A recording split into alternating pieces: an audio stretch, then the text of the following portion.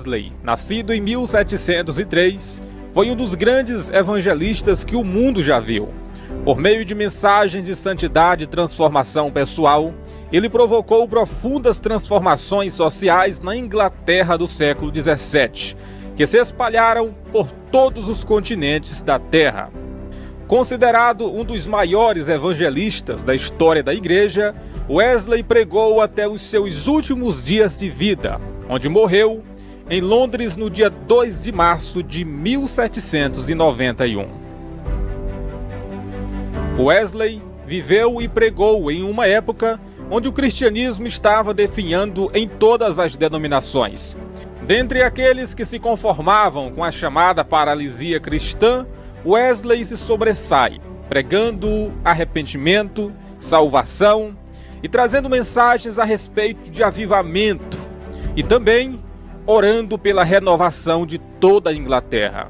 Wesley ficou conhecido por seu profundo conhecimento da palavra e também pela sua vida contínua de oração.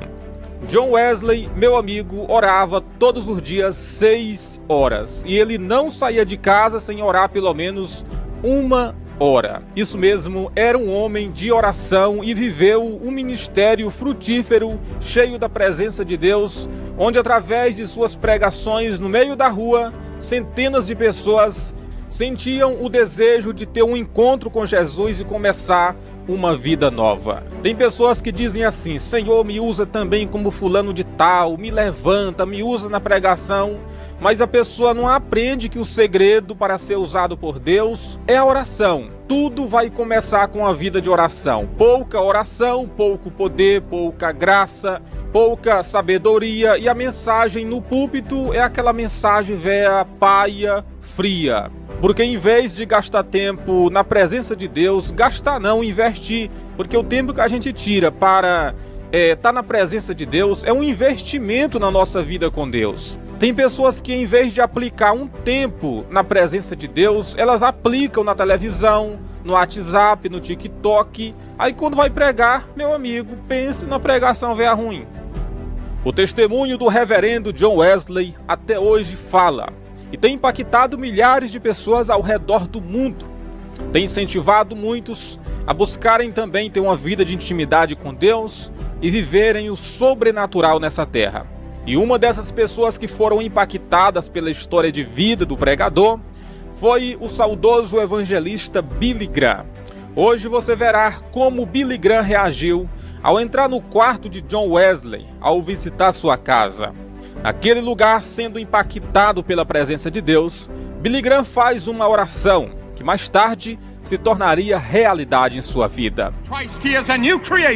A Bíblia diz que se alguém aceita Cristo é uma nova criatura. He can make you a totally new person. Ele pode fazer você uma criatura completamente diferente. He can take the loneliness away. Ele pode tirar toda a solidão. He can give you joy and peace and happiness that you've never known. Ele pode trazer alegria e paz e felicidade como nunca você teve. Let Jesus... Hoje, de uma forma rápida, vamos apresentar essa história que eu tenho certeza que vai te impactar e te emocionar também e te fazer pensar sobre o seu chamado espiritual. Mas antes de apresentar toda essa história, eu quero te cumprimentar com a paz do Senhor. Seja muito bem-vindo, esse é o seu canal Aprendendo na Palavra. E eu sou o missionário Cleiton Santos, meu amigo, e eu tô aqui todo dia, sempre às 4 horas, trazendo conteúdo para somar com a tua vida. Por isso, se inscreva no canal, curta o vídeo, assim você recebe os novos vídeos e ajuda esse canal a alcançar mais pessoas. Se você está inscrito, curtiu o vídeo, então eu vou entrar de vez no assunto de hoje que vai impactar você com certeza. O ano era 1940. O professor James leva um grupo de seminaristas, alunos, a visitarem a antiga casa onde viveu John Wesley, na Inglaterra. Ao lado da cama de John Wesley, via-se 2 pequenos círculos, onde o tapete estava bem desgastado, marcas que seus joelhos deixaram após tanto orar pela renovação espiritual da Inglaterra. Ao embarcar no ônibus para deixar o local, o professor notou que faltava um aluno. Voltou, subiu as escadas e encontrou-o ajoelhado sobre as marcas orando. Faz de novo, Senhor. Faz de novo, Senhor. O professor então põe a sua mão sobre o ombro do rapaz e diz: Billy, temos que ir. O ônibus está nos aguardando. Meu amigo, o seminarista que estava orando sobre as marcas dos joelhos de John Wesley era Billy Graham. Impactado pela vida de oração do pregador, Billy Graham orava e clamava para que o Senhor fizesse outra vez aquilo que tinha feito na vida de John Wesley. Os anos se passaram e mais tarde a oração foi respondida. Billy Graham se tornou um dos maiores pregadores do Evangelho de todos os tempos. Ao longo do seu ministério de 60 anos, estima-se que tenha pregado para mais de 210 milhões de pessoas em 185 países do mundo. Além disso, escreveu dezenas de livros e promoveu a evangelização através de programas de rádio, TV e pela internet.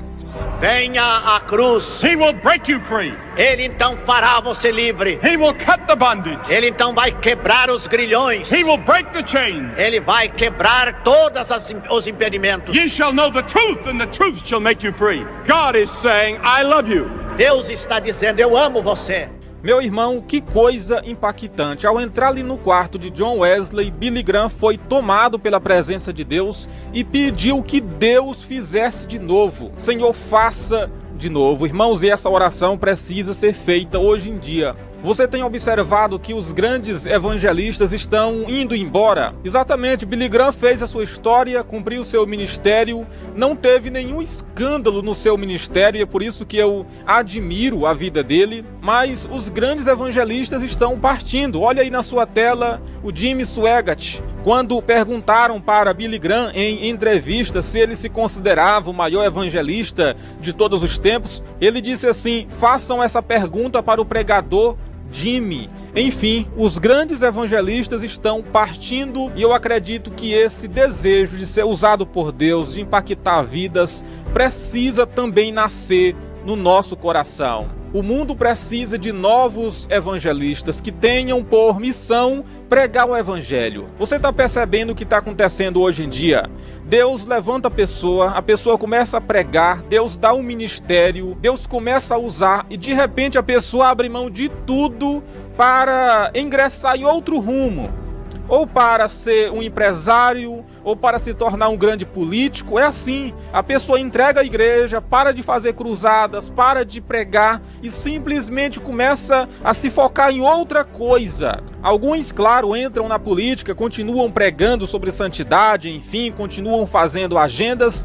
Meu irmão, mas infelizmente muita gente taca os pés no seu ministério e começam a viver outra coisa. Parece que o desejo pelo palanque se torna maior do que o desejo por estar no púlpito pregando o evangelho.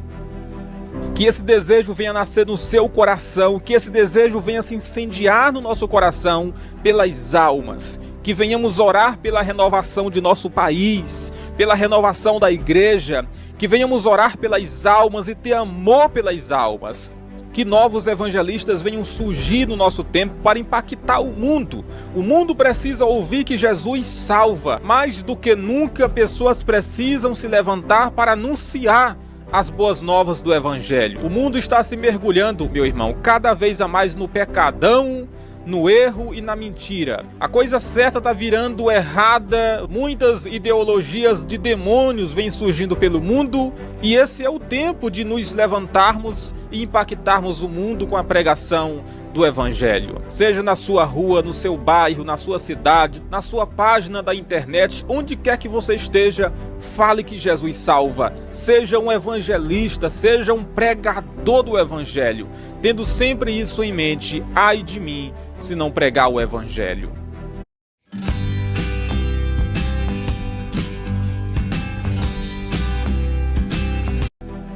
Pois bem, a oração daquele seminarista foi ouvida naquele dia.